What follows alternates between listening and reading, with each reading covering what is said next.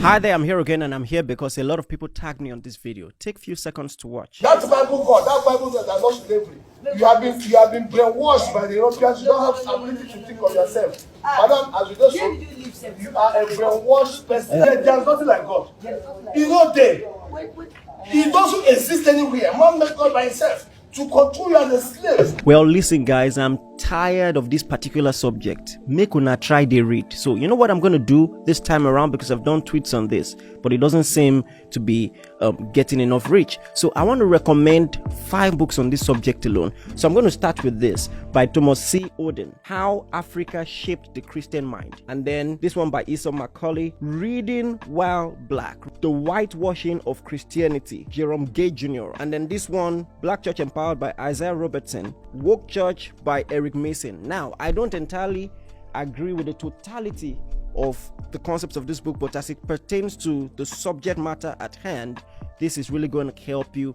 Listen, first and foremost, I understand how emotional it is to study your history and to know the wickedness that was done to our forefathers. But listen, what you do not want to do is to go further to cause more damage, to ascribe to them a credit that does not belong to them.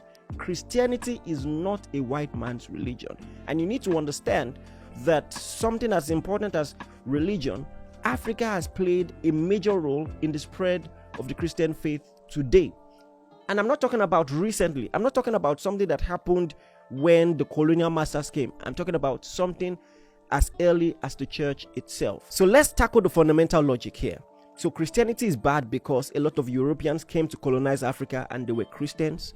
But think about it. If I remember my history correctly, these people did not come mostly with guns and weapons. They came and they struck strategic alliances with the African leaders of the time, all right, who for financial incentives took our forefathers to slavery.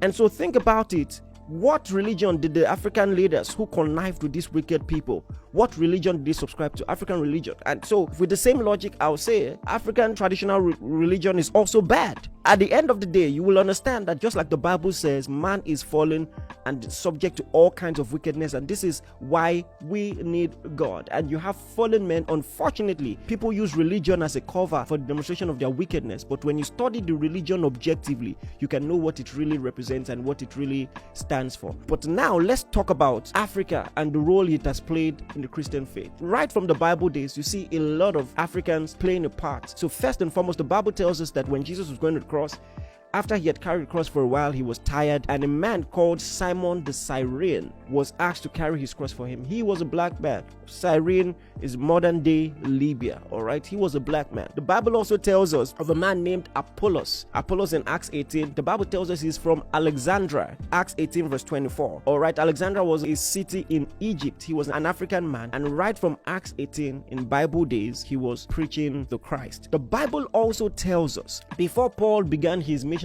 journey to many places, including Europe, the Bible tells us in Acts 13 that some prophets were praying with him, and then the Lord said, "Separate unto me Paul and Barnabas for the work whereunto I have called them." And 2 of those guys were actually black men. The Bible actually said Niger, which was a reference to the color of his skin. All right, it actually means black. For more details on this, you want to see my tweet on Twitter. I talked about that. Search for it and you're going to see more details. But here is something I didn't say in that tweet and I want to say here. I want to talk about 7 African Christian influencers. You might have heard some of the names before. So listen: Tertullian of Tunisia, Athanasius of Alexandria, Augustine of Algeria. Yes, the popular Saint Augustine of Hippo. He was a black man. Clement of Alexandria, Cyprian of Tunisia, Origen of Alexandria. These men were Africans and even influenced some of the modern day theological juggernauts like Luther and John Calvin. So please, in the bid to support black freedom and power, you don't want to take one of the things that belong to our heritage,